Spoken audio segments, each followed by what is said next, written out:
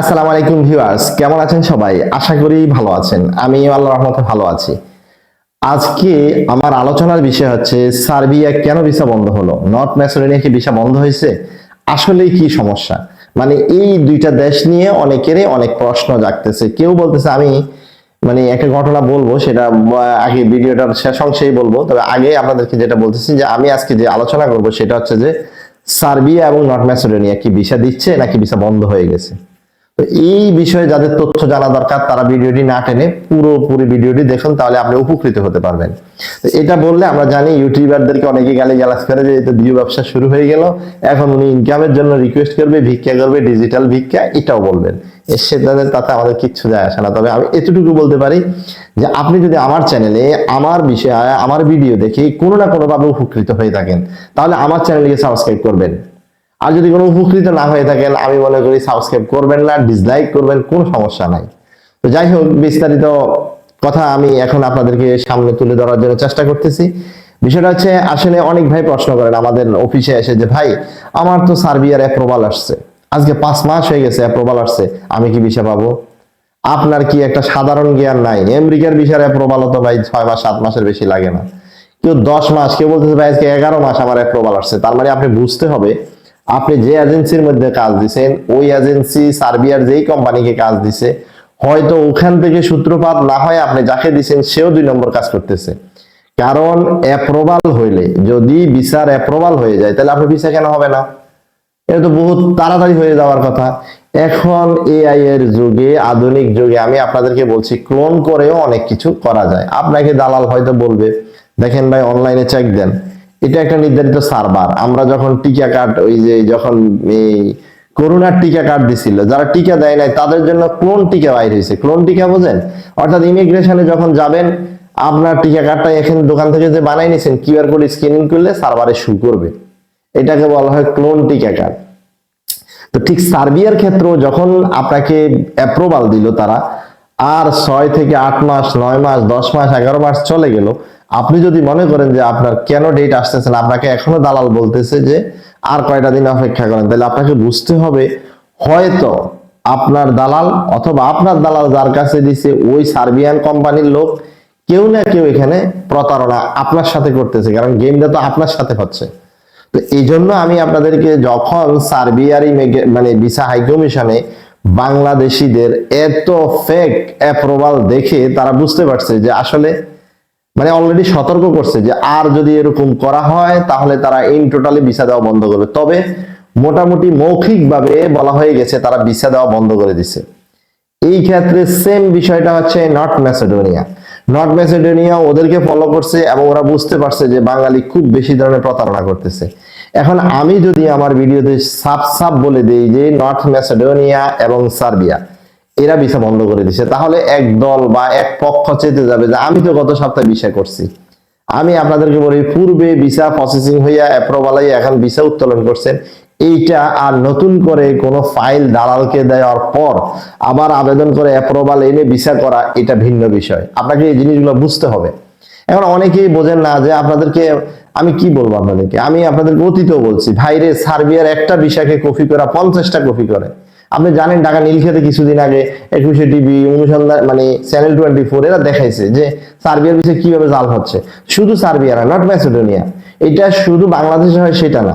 Delhi high কমিশনের আশেপাশে, যখন আপনারা দিল্লি এম্বাসিতে কেউ যদি কখনো পর্তুগাল এম্বাসি অথবা স্লোভেনিয়া, দিল্লির যে হাই কমিশন এলাকাগুলোতে যেগুলোতে ভিসা সেন্টারের ইয়াগুলো আছে, বিএসএফ গ্লোবাল আছে, ওখানে গেলে কয়েকটা দোকানে আপনিও ভিসা পাবেন।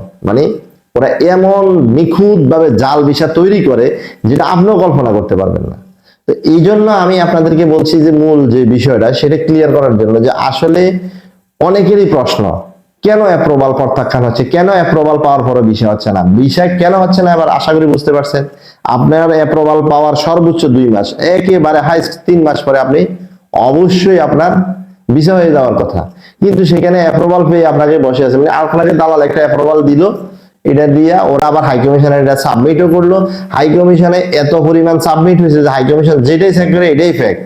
তখন তারা সিদ্ধান্ত নিয়েছে যে বাংলাদেশিদেরকে আর ভিসাই দিবে না। আপাতত আমি মনে করি ভিসা দেখ অথবা না দেখ, যেহেতু কথা একটা আপনারা শুনে ফেলছেন বা বুঝে ফেলছেন যে সার্বিয়া এবং নর্থ ম্যাসেডোনিয়া ভিসা বন্ধ করে দিছে, আপাতত আমি মনে করি এটাকে ছেড়ে আপনারা মলদোভা, নন সেনজেন মানে বসনিয়া, মুসলিম কান্ট্রি, নন সেনজেন, ঠিক আছে, এরকম আরো কয়েকটা দেশ আছে যেগুলা ঠিক একজ্যাক্ট আমার এখন মনে পড়তেছে না, এরকম আরো 5-6টা দেশ আছে যেটা আপনারা যদি ঠিক স্লোভেনিয়া আর ঠিক সার্বিয়া এবং নর্থ ম্যাসেডোনিয়া যেরকম অবস্থা ওইগুলাতে যান, ওইগুলাতে এখনো বাঙালি অ্যাভেলেবেল হয় নাই। আপনাকে এই জিনিসগুলো বুঝতে হবে। তো আসলে যাদের প্রশ্ন ছিল যে অ্যাপ্রুভালের পরে কেন হচ্ছে, এরপরে হচ্ছে যে ভাই ভিসা, আমার ভিসা হয়েছে আমাকে ফ্লাইট দিচ্ছে না। আপনি একটা সাধারণ কথা বোঝেন, একটা দালাল আপনার ভিসা করে দিল, কিন্তু আপনাকে কেন ফ্লাইট দিচ্ছে না? অবশ্যই ভিসার মধ্যে কোনো ঝামেলা আছে, হয়তো আপনার দালাল করছে, নাহলে দালাল যার মাধ্যমে কাজ করছে তেই করছে, সে বুঝতে পারছে, যার কারণে আপনাকে ফ্লাই করাইতেছে না।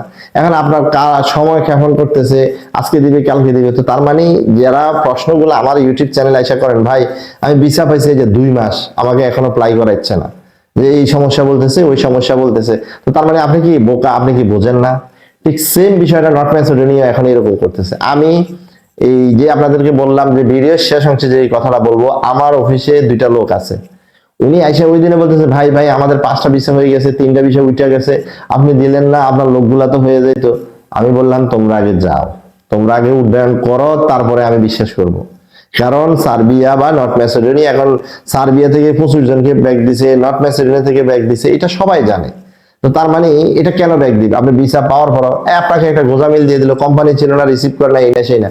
ভিসা যদি সঠিক হয়, কোম্পানির ভ্যালিডিটি যদি সঠিক হয়, 100% আপনার ভিসা মানে আপনি ইমিগ্রেশন ক্রস করতে পারবেন, কিন্তু কেন করতে পারলেন না?